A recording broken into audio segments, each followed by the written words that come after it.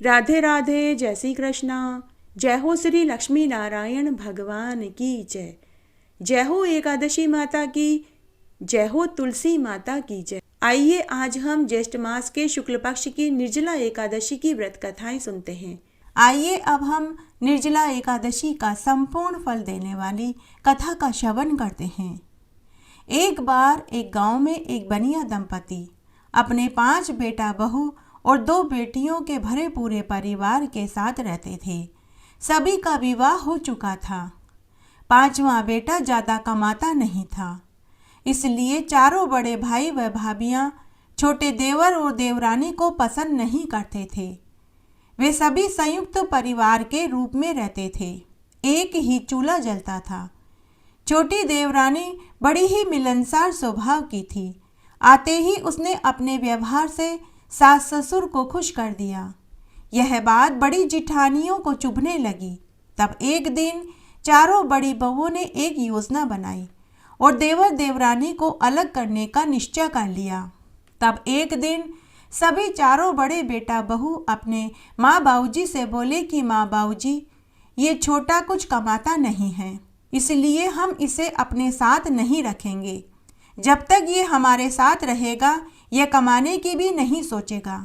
अतः इसके ऊपर जब खर्चे का वजन बढ़ेगा तो इसे कमाने की अक्ल भी आएगी। हम क्यों अपना धन इसके ऊपर खर्च करें, इसलिए हम इसे अपने साथ नहीं रखेंगे। देवर देवरानी दोनों बड़े ही सीधे थे। वे अपना सामान लेकर घर के पिछवाड़े में 2 टूटे फूटे कमरों में खुशी खुशी रहने चले गए। इस तरह समय बीतने लगा। फिर एक दिन ज्येष्ठ मास की शुक्ल पक्ष की निर्जला एकादशी आई। बनिया दंपति ने अपनी चारों बड़े बेटा बहुओं को पूछा कि हमें निर्जला एकादशी का व्रत और गंगा स्नान करना है, क्या तुम हमें निर्जला एकादशी का व्रत पूर्ण करवा दोगे? तो चारों बड़े बेटा बहुओं ने इनकार कर दिया। उन्होंने कहा कि माँ बाबूजी, इस उम्र में निर्जला एकादशी का उपवास करके क्या करोगे? आपकी ऐसी हालत भी नहीं है कि आप इस व्रत को कर पाओ और हमारे पास समय भी नहीं है। एक टुक जवाब देकर चारों बेटा बहू अपने अपने कमरों में चले गए। बनिया दंपति उदास होकर बैठ गए कि तभी छोटी बहू हमेशा की तरह अपने सास ससुर के पांव छूने आई और उन्हें उदास देखकर उनकी उदासी का कारण पूछने लगी। तो सास ससुर अपनी 5वीं छोटी बहू को पूरी बात बताने लगे। तब छोटी बहू अपने सास ससुर से बोली कि माँ बाबूजी, आप मुझे बताइए क्या करना होगा। मैं आपको निर्जला एकादशी का व्रत पूर्ण करवा दूंगी और आपको गंगा स्नान भी करा लाऊंगी।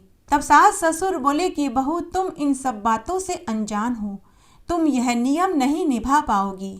लेकिन 5वीं बहू ने जिद पकड़ ली और बोली कि माँ बाबूजी, आप मुझे बताते जाना, मैं सब कर दूंगी। तब सास ससुर ने कहा कि बहू, निर्जला एकादशी के दिन सुबह ब्रह्म मुहूर्त में उठकर पवित्र नदी में स्नान करते हैं, व्रत का संकल्प लेते हैं, पूजा पाठ करते हैं, तुलसी जी की पूजा करते हैं, सूर्य नारायण भगवान को अर्घ्य देते हैं। उस दिन एक कोरे कलश में जल भरकर उसके ऊपर शक्कर और बूरे की कटोरी रखते हैं, हाथ का पंखा रखते हैं, आम, तरबूज, खरबूजा, तरककड़ी और दक्षिणा के रुपए रखकर मंदिर में दान करते हैं। निर्जला एकादशी की कथा कहानियों को सुनते हैं, त्रिविक्रम भगवान का पूजन करते हैं, गायों को हरा चारा खिलाते हैं और दूसरे दिन मंदिरों में सीधा भिजवाते हैं और एक जोड़ा जोड़ी ब्राह्मण को भोजन खिलाकर दक्षिणा देते हैं। उसके बाद ही व्रत का पालना करते हैं। तब 5वीं बहू बोली कि माँ बाबूजी, मैं सब कर लूँगी। तब 5वीं बहू सास ससुर को अपने हिस्से वाले मकान में लेकर आ गई और उनकी सेवा करने लगी। सास ससुर मन ही मन सोचने लगे कि हमने इसे अलग कर दिया, टूटा फूटा मकान दे दिया, लेकिन फिर भी ये हमारी इतनी सेवा कर रही है। तब दूसरे दिन निर्जला एकादशी के दिन छोटे बेटा बहू अपने माँ बाबूजी को लेकर गंगा स्नान कराने ले गए। तब बहू ने अपने सास ससुर को लोटा भर भर कर गंगा नदी में से स्नान कराया। वहीं पर उनके कपड़े धोए और बाल्टी में कपड़े रखे। फिर बेटा बहू ने सम गंगा स्नान किया। वहीं पर लोटा भर कर सूर्य नारायण भगवान को अर्घ्य दिलवाया और वहीं पर निर्जला एकादशी के व्रत का संकल्प लिया। घर आने के बाद बहू ने सास ससुर के कपड़े आंगन में सुखा दिए। उसके बाद मंदिर में से एक पंडित को बुलाकर के लाई। पंडित जी ने उन्हें निर्जला एकादशी का महात्म्य और कथा कहानियां सुनाई और उसे पंडित जी को एक कोरे कलश में शीतल जल भरकर आम, तरबूज, बुरा की कटोरी, हाथ का पंखा और दक्षिणा के रुपए रखकर पंडित जी को पांव छूकर उन्हें दान में दे दिया। उसके बाद उन्होंने भगवान विष्णु और माता लक्ष्मी का पूजन किया, तुलसी जी का पूजन किया और आरती करी। शाम को पुनः तुलसी जी का पूजन किया और तुलसी पत्ता और चरणामृत लेकर चारों ने व्रत खोल लिया। पूरा दिन हंसी खुशी और भजन कीर्तन में बिताया। दूसरे दिन बहू ने पुनः अपने सास ससुर को स्नान करवाया, कपड़े धोए, व्रत पूर्ण करवाया, मंदिरों में सीधा भिजवाया। जब बहू अपने सास ससुर के कपड़े सुखाने आंगन में गई तो एक दिन पहले जहां उसने सास ससुर के कपड़े धोकर सुखाए थे वहां हीरे मोती बिखरे पड़े थे। बहू ने उन्हें झोली में भरा और सास ससुर और पति को आकर पूरी बात बताई। हीरे मोतियों से भरी हुई झोली देखकर सास ससुर ने बहू से कहा कि बहू, यह तुम्हारी किस्मत का है। ग्यारस माता तुमसे प्रसन्न हुई है, उन्होंने ही यह तुम्हें दिया है। तब पांचवी बहू अपने सास ससुर से बोली कि माँ बाबूजी, हम ग्यारस के व्रत का उद्यापन करेंगे और खूब धूमधाम से करेंगे। तब बहू बोली कि माँ बाबूजी, मैंने भी निर्जला एकादशी का उपवास जोड़े से किया था, इसलिए मैं भी अपने निर्जला एकादशी के व्रत का उद्यापन करूंगी। तो अब हमें 26 नहीं बल्कि 52 जोड़ा जोड़ी जिमाने होंगे। मैं उनके लिए 52 तांबे के लोटे लाऊंगी। उसके बाद बहू ने सभी सुहागिन स्त्रियों को देने के लिए साड़ी, ब्लाउज, चूड़ी, बिंदी, काजल, मेहंदी आदि लेकर आई और पुरुषों को देने के लिए पैंट, बुसेट और गमछा लेकर आई। सभी बहन बेटियों, भतीजियों, भांजियों, भांजों सभी को न्योता दिया गया। बनिया दंपति खुद अपने चारों बड़े बेटा बहू को निमंत्रण देने के लिए पहुंचे। पूरे गांव को एकादशी के उद्यापन में भोजन के लिए आमंत्रित किया गया। 11 पंडितों को हवन पर बैठाया गया। उधर चारों बड़े भाई और भाभियों ने सोचा कि इनके पास इतना पैसा कहाँ से आया, इनके तो खुद के खाने के लाले पड़े हुए थे। तब एकादशी के व्रत के उद्यापन वाले दिन चारों जेठ जिठानियों ने देवर देवरानी के घर के ठाट बाट देखे तो वे आश्चर्य में पड़ गए। उनका घर अन्नधन के भंडार से भरा पड़ा था। उन्होंने उनसे इस सब का कारण पूछा तो देवरानी, जो बड़ी ही भोली थी, उसने कहा कि हमने माँ बाबूजी को निर्जला एकादशी का व्रत और स्नान करवाया। आपने माँ बाबूजी को निर्जला एकादशी का व्रत और स्नान कराने से इनकार कर दिया था, लेकिन मैंने उनको निर्जला एकादशी का व्रत और स्नान करवाया। मेरे ऊपर तो ग्यारस माता खुश हुई है। यह सुनकर चारों बड़े बेटा बहुओं ने निश्चय किया कि साल भर बाद जब दोबारा निर्जला एकादशी का दिन आएगा तो हम भी माँ बाबूजी को निर्जला एकादशी का व्रत पूर्ण करवाएंगे। साल भर बाद जब दोबारा निर्जला एकादशी तिथि आई तो चारों बड़े बेटा बहू माँ बाबूजी को जबरदस्ती निर्जला एकादशी का व्रत और स्नान करवाने लगे। तब माँ बाबूजी बोले कि बेटा, हमारी तबीयत ठीक नहीं चल रही है, हमसे व्रत और स्नान नहीं हो पाएगा, तुम लोग ही कर लो। तब चारों बेटा बहू अपने माता पिता को ताने देने लगे कि अब हमारे धन कमाने की बारी आई तो आप इनकार कर रहे हैं। आपको तो छोटे बेटा बहू शुरू से ही प्यारे लगते हैं, उन्हें तो खूब सारा धन ग्यारस माता से दिलवा दिया। अब हमारी बारी आई है तो आप इनकार कर रहे हैं। तब मन मारकर माता पिता ने उनके साथ गंगा स्नान करने और एकादशी का व्रत करने का निश्चय कर लिया। तब मन मारकर माता पिता ने निर्जला एकादशी का उपवास रखा और गंगा स्नान करने को तैयार हो गए। चारों बेटा बहू अपने माँ बाबूजी को गंगा स्नान कराने के लिए लेकर गए। स्नान कराने के बाद वे कपड़े धोने लगे। अब चारों बेटा बहू में लड़ाई होने लगी। चारों बेटा बहू माँ बाबूजी के धुले हुए कपड़े लेना चाहते थे। इस लड़ाई में माँ बाबूजी के कपड़े फट गए। इस तरह जिसके पास जो कपड़ा आया वो ले जाकर अपने अपने कमरों में सुखा दिया। वे चारों बेटा बहू कहने लगे कि देवर देवरानी तो मूर्ख थे, उन्होंने माँ बाबूजी के कपड़े आंगन में सुखाए थे, हम तो कमरों में सुखाएंगे तो हीरे मोती हमें कमरे में ही मिल जाएंगे। इस तरह पूरा दिन निकल गया। दूसरे दिन जब उन्होंने उठकर देखा तो उनके कमरे में जहां माँ बाबूजी के कपड़े सुखाए थे वहां कीचड़ ही कीचड़ हो गया। चारों बेटा बहू भागे भागे माँ बाबूजी के पास आए और बोले कि माँ बाबूजी, आपके कपड़े हमने जहाँ सुखाए थे वहाँ हीरे मोती की जगह कीचड़ ही कीचड़ हो गया। आपने हमारे साथ धोखा किया। तब माँ बाबूजी बोले कि बेटा, इन सब में हमारा कोई दोष नहीं। तुम सब ने धन के लालच में निर्जला एकादशी का व्रत और स्नान किया था, लेकिन छोटी बहू ने निस्वार्थ भाव से हमें निर्जला एकादशी का व्रत करवाया था और स्नान करवाया था। यह सुनकर चारों बेटा बहू को पश्चाताप होने लगा। जय हो निर्जला एकादशी माता की जय। जय हो लक्ष्मी नारायण भगवान की जय। आइए निर्जला एकादशी का संपूर्ण फल देने वाली कथा का श्रवण करते हैं। एक बार एक गांव में एक साहूकार दंपति अपने 4 बेटा बहू के साथ रहते थे। साहूकार के 3 बेटे अच्छा कमाते थे, लेकिन चौथा बेटा ठीक ठाक कमा लेता था। 3 बड़े बेटे अपने अपने परिवार व बाल बच्चों के साथ अलग रहते थे, लेकिन चौथे बेटा बहू अपने माँ बाबूजी के साथ पुश्तैनी मकान में ही रहते थे। तब एक बार साहूकार दंपति का मन हुआ कि इस बार निर्जला एकादशी का उपवास करें तथा गंगा स्नान करें और दान पुण्य करें। तब साहूकार दंपति सोचने लगे कि हमारा चौथा बेटा इतना नहीं कमा पाता कि वह हमें गंगा स्नान करा लाए तथा एकादशी पर दान पुण्य कराए। तब उन्होंने अपने तीनों बड़े बेटा बहू को बुलाकर अपने मन की बात कही कि इस बार हमारा बहुत मन हो रहा है कि हम जोड़े से निर्जला एकादशी के दिन गंगा स्नान करें और उपवास करें और दान पुण्य करें। तुम तीनों में से कौन हमें गंगा स्नान व हमारे निर्जला एकादशी के व्रत को पूर्ण कराने की जिम्मेदारी लेता है। तब तीनों बेटा बहू अपने माँ बाबूजी से बोले कि माँ बाबूजी, इस उम्र में व्रत उपवास व दान पुण्य करने का क्या मतलब है? रहने दीजिए ये फालतू के ढोंग। व्रत दान स्नान करने से कोई फायदा नहीं होता।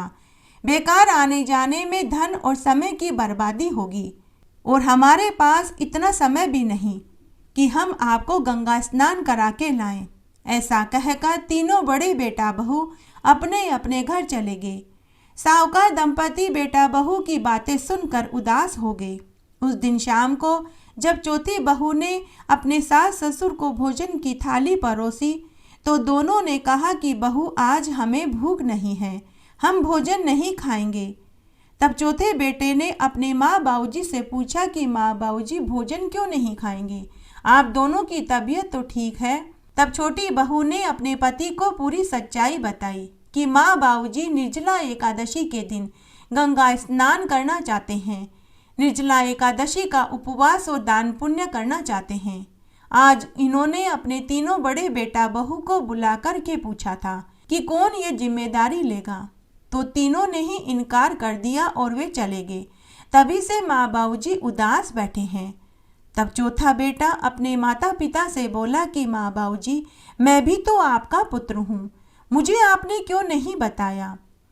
माना कि मैं बेकार हूँ, कमाता धमाता नहीं हूँ, लेकिन मैं आपको निर्जला एकादशी के दिन गंगा स्नान भी करवा दूंगा और व्रत को भी पूर्ण करा दूंगा। जो दान पुण्य आप करना चाहते हैं मैं वह भी करवा दूंगा। इसके लिए चाहे मुझे धन ही उधार मांगकर क्यों न लाना पड़े, मैं धन लेकर जरूर आऊँगा। तभी चौथी बहू अपने पति से बोली कि मेरे पास माँ बाबूजी की विवाह में दी हुई चांदी की तोड़ियाँ पड़ी है, आप उसे बेच दीजिए। धन जेवर तो होते ही संकट में काम आने के लिए हैं, अगर अभी उसे काम में नहीं लिया तो कब लेंगे? बेटा बहू की बात सुनकर साहूकार दंपति का गला भर आया। उन्होंने अपने चौथे बेटा बहू को ढेरों आशीर्वाद दिया कि जीते रहो, खूब तरक्की उन्नति करो, खूब फलो फूलो, ईश्वर करे तुझे 7 बेटे हों। उसके बाद चौथी बहू ने अपनी चांदी की तोड़ियां बेच दी। फिर छोटे बेटा बहू अपने माँ बाबूजी से पूछने लगे कि निर्जला एकादशी व्रत की क्या विधि है, क्या दान करते हैं? तब साहूकार दंपति ने अपने बेटा बहू को निर्जला एकादशी के व्रत की पूरी विधि बताई कि एकादशी के दिन अन्न जल नहीं खाते, सुबह जल्दी उठकर गंगा स्नान करते हैं, उस दिन जल से भरा हुआ कलश, शक्कर और बूरा से भरा हुआ दोना, हाथ पंखा, आम, तरबूज, खरबूजा, शरबत की बोतल दक्षिणा के रूप में रख कर मंदिरों में और योग्य पंडितों को दान में देते हैं तथा शरीर की शुद्धि के लिए 3 माह से जल पी सकते हैं। दूसरे दिन एक जोड़ा जोड़ी ब्राह्मण को भोजन खिलाकर उन्हें अन्न, वस्त्र, रुपया दान में दिया जाता है। मंदिरों में सीधा भिजवाया जाता है। गायों को हरा चारा डाला जाता है। उसके बाद ही व्रत का पारणा करते हैं। तब चौथे बेटा बहू अपने माँ बाबूजी से बोले कि हम दोनों भी आपके साथ जोड़े से निर्जला एकादशी का उपवास करेंगे। तब दोनों छोटे बेटा बहू अपने माता पिता को एकादशी के दिन लेकर गंगा घाट पर गंगा स्नान कराने ले गए। तब बहू तो सास को गंगा नदी में से लोटा भर भर कर गंगा स्नान कराने लगी और बेटा अपने बाबूजी को स्नान कराने लगा। फिर उसके बाद दोनों छोटे बेटा बहू ने भी गंगा स्नान किया। फिर बहू ने सास, ससुर, पति और खुद के कपड़े धोए। घर आकर आंगन में कपड़े सुखा दिए। फिर उन्होंने निर्जला एकादशी का महात्म्य और कथा कहानी सुनी। मंदिरों में जल से भरा हुआ घड़ा, शक्कर से भरी हुई कटोरी, हाथ पंखा, आम, तरबूज, ककड़ी और दक्षिणा के रूप में मंदिर में दान किया। भगवान विष्णु और माता लक्ष्मी और तुलसी जी का पूजन किया, आरती करी, घी का दीपक जलाया। शाम को पुनः आरती करी, तुलसा जी में दीपदान किया। उसके बाद संध्या के समय तुलसी चरणामृत पी लिया। दूसरे दिन पुनः स्नान आदि करके पूजा करी, मंदिरों में सीधा भिजवाया। गायों को हरा चारा सास ससुर का हाथ लगवा कर के डलवाया। फिर एक जोड़ा जोड़ी पंडित और पंडिताइन को बुलाकर उन्हें भोजन खिलाया और अन्न, वस्त्र, रुपया दान में दिया। उसके बाद सास, ससुर और बेटा बहू ने मिलकर व्रत का पारणा किया। उस दिन दोपहर को चौथी बहू जहां सास ससुर के कपड़े सुखाए थे उन्हें उतारने आंगन में गई तो वहां उसे हीरे, मोती, सोने चांदी का ढेर पड़ा हुआ मिला। बहू ने अपने सास, ससुर और पति को दिखाया। तब साहूकार दंपति अपने बेटा बहू से बोले कि तुम्हारे ऊपर तो 11 माता टूटी है। बहू, तूने निस्वार्थ भाव से हमें निर्जला एकादशी के दिन गंगा स्नान करवाया, हमारे कपड़े धोकर आंगन में सुखाया, हमें एकादशी का व्रत पूर्ण करवाया, तुझे उसका पुण्य फल प्राप्त हुआ है। जब इस बात का पता साहूकार के तीनों बड़े बेटा बहू को चला तो वे मन ही मन पछताने लगे कि हमने भी अगर माँ बाबूजी को निर्जला एकादशी के दिन गंगा स्नान करवाया होता, एकादशी का व्रत पूर्ण करवाया होता तो आज हमारे ऊपर भी 11 माता टूटती। फिर उन्होंने मन ही मन निश्चय किया कि साल भर बाद जब दोबारा निर्जला एकादशी आएगी तो हम भी माँ बाबूजी को निर्जला एकादशी के दिन गंगा स्नान करवाएंगे और व्रत पूर्ण करवाएंगे। हे एकादशी माता, जैसे आपने निर्जला एकादशी के व्रत का फल छोटे बेटा बहू को दिया वैसे सबको देना, कहानी कहने वाले को, सुनने वाले को और हुक्कारा भरने वाले को। एक बार एक गांव में एक साहूकार पति पत्नी अपने इकलौते बेटे के साथ रहते थे। जब साहूकार का बेटा 10 बरस का था तभी उसका विवाह हो चुका था, लेकिन उसकी पत्नी मायके में ही रहती थी। जब बेटा 18 बरस का हुआ तो साहूकार माता पिता ने अपने पुत्र से कहा कि बेटा, अब तुम अपनी पत्नी को विदा करा के ले आओ। तब एक दिन साहूकार का बेटा अपनी पत्नी को विदा कराने खुद के ससुराल चल पड़ा। उस दिन निर्जला एकादशी का दिन था। जब वह जा रहा था तो वह खेतों के मुंडेर से होकर गुजर रहा था तो उसने देखा कि एक गाय दलदल में फंसी हुई है। तभी गाय माता का वाचा फूटा।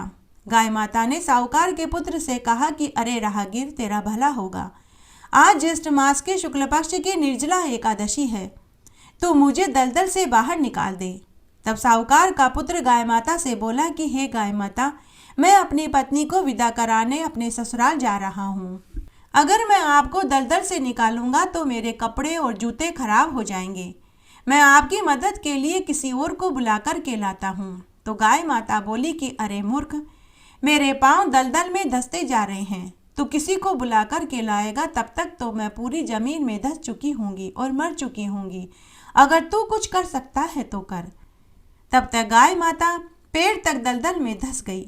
साहूकार का बेटा सोच में पड़ गया कि मदद करूंगा तो कपड़े और जूते खराब हो जाएंगे, नहीं करूंगा तो गाय माता मर जाएगी।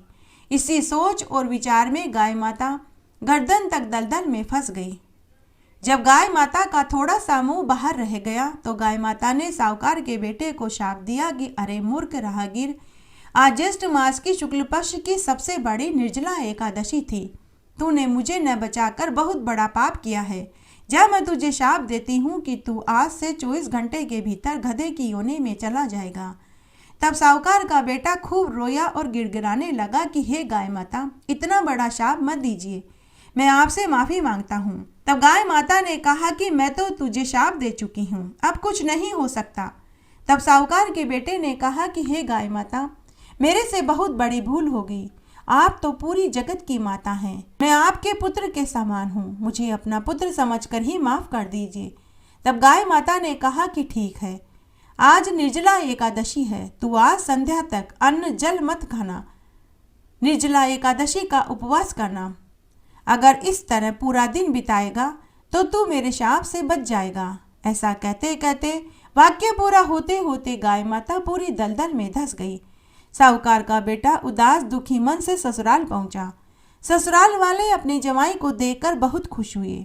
उन्होंने जवाई का खूब आवभगत किया, तरह तरह के ठंडे मीठे पेय पीने को दिए, तरह तरह की मिठाइयाँ परोसी गई, खाने में तरह तरह के पकवान दिए गए, लेकिन साहूकार के बेटे ने न तो कुछ खाया नहीं पिया।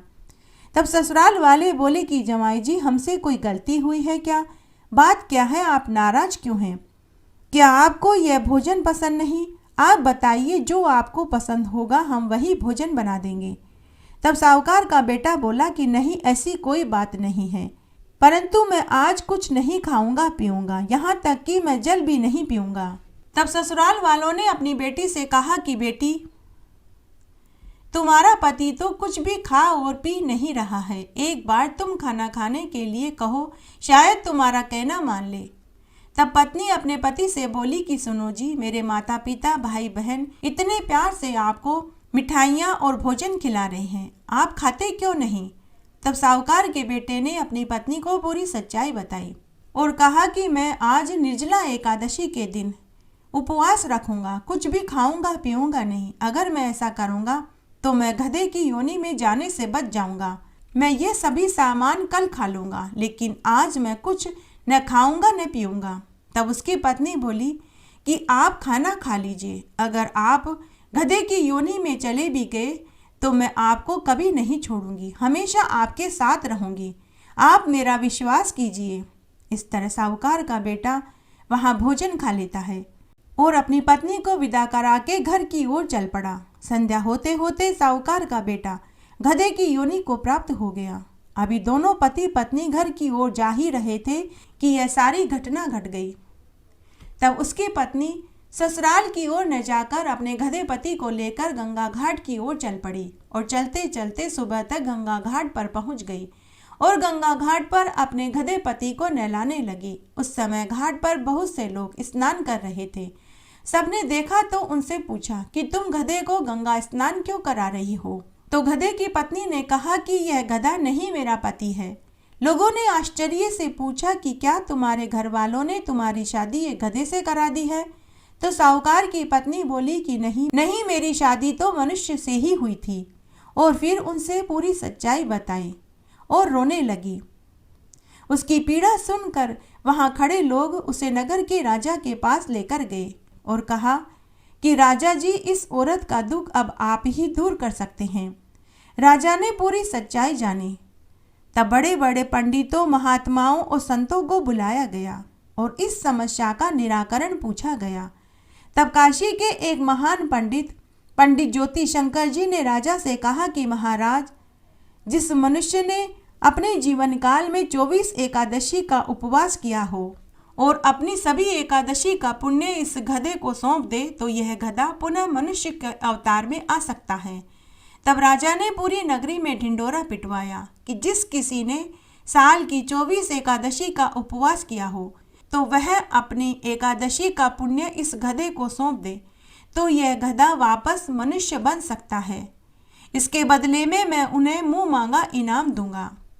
पूरी नगरी में ऐसा कोई नहीं था जिसने कि 24 एकादशी का व्रत किया हो। किसी ने 5, किसी ने 7 तो किसी ने 15 ही करी थी। लेकिन उनकी नगरी में एक बुढ़िया माई थी। उसने 25 एकादशी के उपवास करे थे। वह मरणासन थी। जब उसे इस बात का पता चला तो उसने अपने बेटा बहू से कहा कि मुझे महल में लेकर चलो। बुढ़िया माई खुद से चल फिर नहीं सकती थी, तो उसके बेटा बहू पलंग पर लेटाकर अपनी माँ को महल में ले जाने लगे। जिसने भी यह दृश्य देखा, सभी नगरवासी अपना काम धाम छोड़कर बुढ़िया के साथ साथ चल पड़े। देखते ही देखते पूरा नगर उलट पड़ा।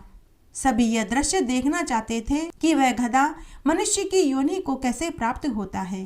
क्या बड़ा, क्या बूढ़ा, क्या जवान, क्या बच्चा, सभी नगरवासी जय श्री राम का जयकारा लगाते हुए चल रहे थे, जैसे कोई भगवान का जुलूस निकल रहा हो।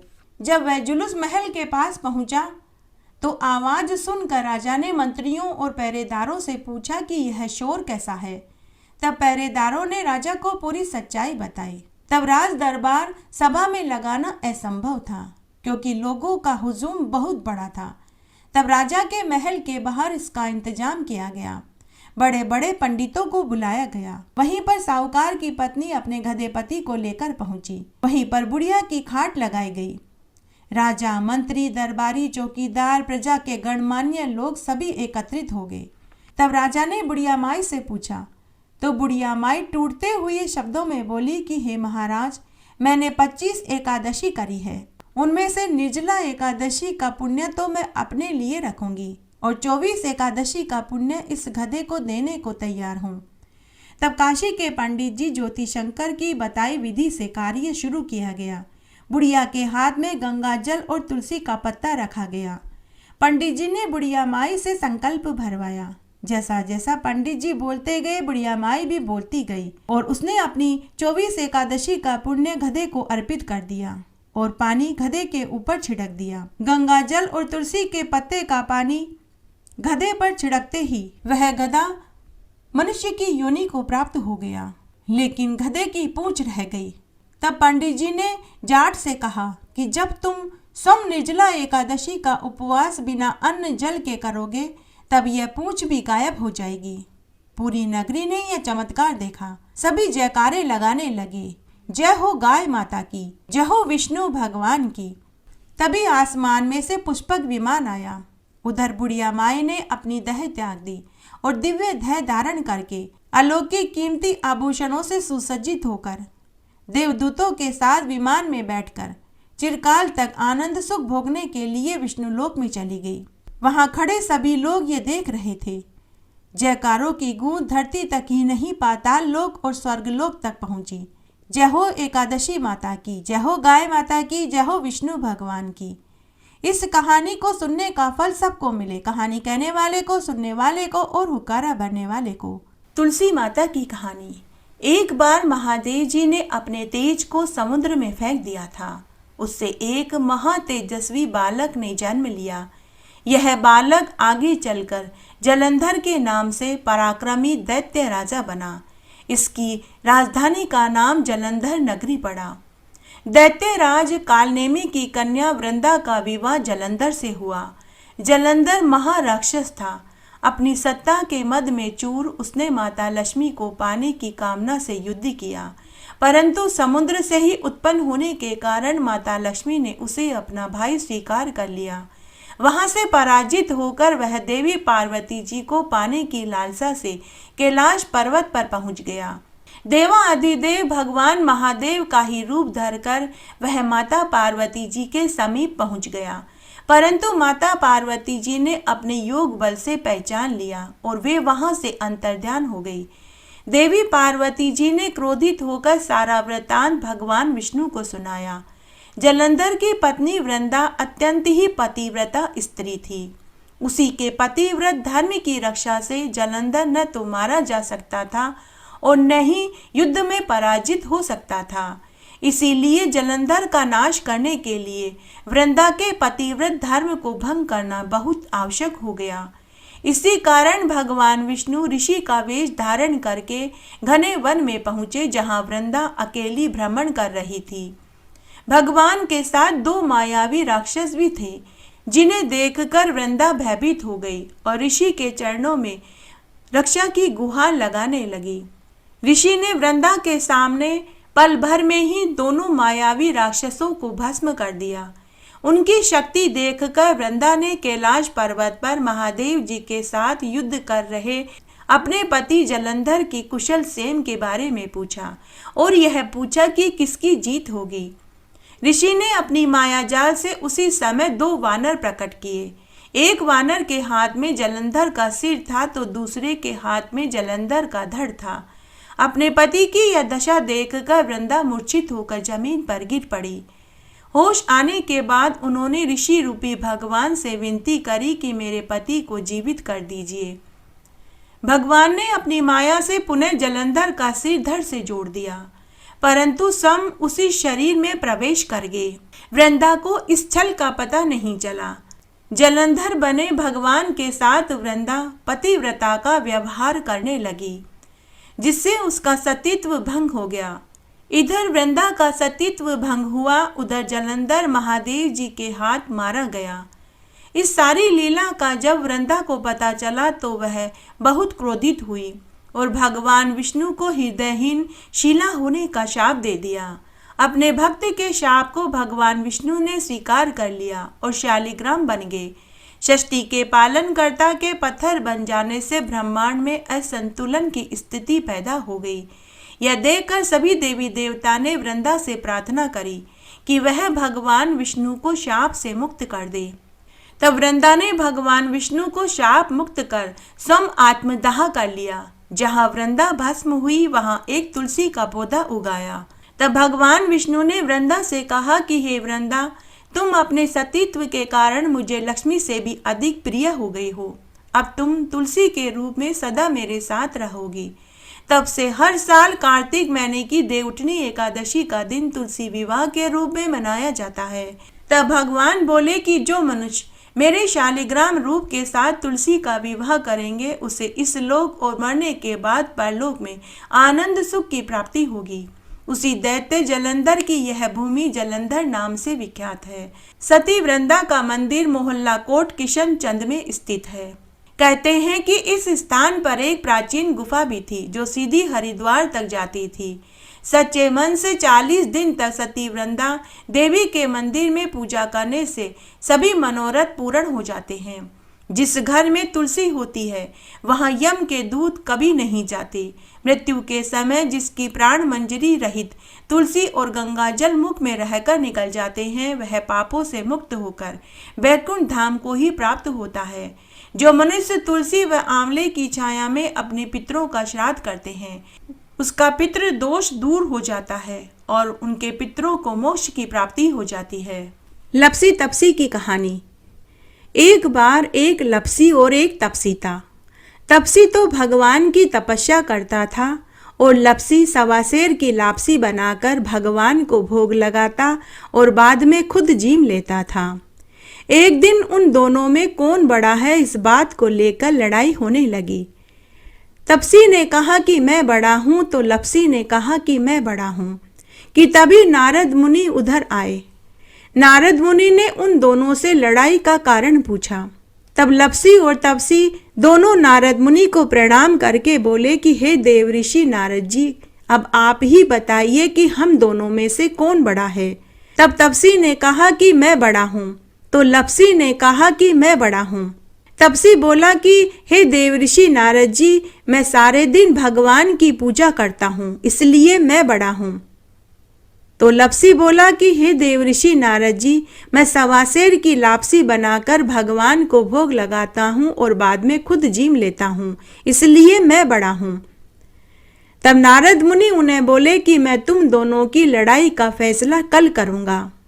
दूसरे दिन देवऋषि नारद मुनि ने तपसी और लपसी दोनों के आगे एक एक 1.25 करोड़ की अंगूठी गिरा दी। तपसी जब नहाकर आ रहा था और उसे जब 1.25 करोड़ की अंगूठी दिखाई दी तो उसके मन में धन का लालच आ गया। उसने अंगूठी को अपने घोड़े के नीचे दबा लिया और वहीं बैठकर के वह तपस्या करने लगा। लपसी रोज की तरह सुबह उठकर नहाया धोया। उसने 1.25 करोड़ की अंगूठी की तरफ देखा भी नहीं। नहा धोकर उसने सवासेर की लापसी बनाई और भगवान को भोग लगाया और बाद में उसने खुद जीम लिया। थोड़ी देर के बाद नारद मुनि उनके पास आए। नारद मुनि को आया देखकर दोनों ने देवऋषि नारद से पूछा कि हे देवऋषि नारद मुनि, अब आप बताइए कि हम दोनों में से कौन बड़ा है। तब नारद मुनि ने तपसी से कहा कि तपसी तू अपना पांव ऊंचा कर। तपसी ने जैसे ही पांव ऊंचा किया तो उसके गोड़े के नीचे से 1.25 करोड़ की अंगूठी निकली। तब नारद मुनि तपसी से बोले कि तपसी, तूने अंगूठी चुराई, इसलिए तेरी तपस्या भंग हो गई, इसलिए लपसी बड़ा है। यह सुनकर तपसी को पश्चाताप होने लगा। वह रोने और गिड़गिड़ाने लगा और नारद मुनि से पूछने लगा कि हे देवऋषि नारद जी, मुझे मेरी तपस्या का फल अब कैसे मिलेगा। तब नारद मुनि बोले कि जो भी स्त्री और पुरुष कार्तिक, वैशाख, माघ मास, पुरुषोत्तम मास और एकादशी का स्नान और व्रत करेंगे, सब कथा कहानियों को सुनने के बाद तेरी कहानी नहीं सुनेंगे तो फल तुझे मिलेगा। रोटी बनाकर बाटा नहीं बनाया तो फल तुझे मिलेगा। ब्राह्मण जिमाकर दक्षिणा नहीं दी तो फल तुझे मिलेगा। बहन बेटियों को साड़ी देकर ब्लाउज नहीं दिया तो फल तुझे मिलेगा। दिया से दिया जलाया तो फल तुझे मिलेगा। मकान बनाने से पहले थली नहीं बनाई तो फल तुझे मिलेगा। सीधे हाथ की तरफ स्त्री और पुरुष नाड़ा बांधेंगे तो फल तुझे मिलेगा। सभी कथा कहानियां सुनने के बाद तेरी कहानी कहेंगे सुनेंगे नहीं तो फल तुझे मिलेगा। इसलिए एकादशी व्रत में सभी कथा कहानियों के साथ में लपसी और तपसी की कहानी जरूर सुननी चाहिए, नहीं तो एकादशी के व्रत का संपूर्ण फल प्राप्त नहीं होता। आइए अब हम तुलसी जी की आरती सुनते हैं। जय हो तुलसी मैया की। तुलसी महारानी नमो नमो, हरि की पटरानी नमो नमो। बन तुलसी पूरन तप कियो मैया, शालग राम महापटरानी। जाके मंज मंजरी कोमल मैया, श्रीपति चरण कमल लपटानी। धूप दीप नैवेद्य आरती मैया, पुष्पन की वर्षा बरसानी। 56 भोग 36 व्यंजन मैया, बिन तुलसी हरि एक न मानी। सामरो सखी माई तेरा यश गावे मैया, भक्तों वर दीजे महारानी। तुलसी महारानी नमो नमो, हरि की पटरानी नमो नमो।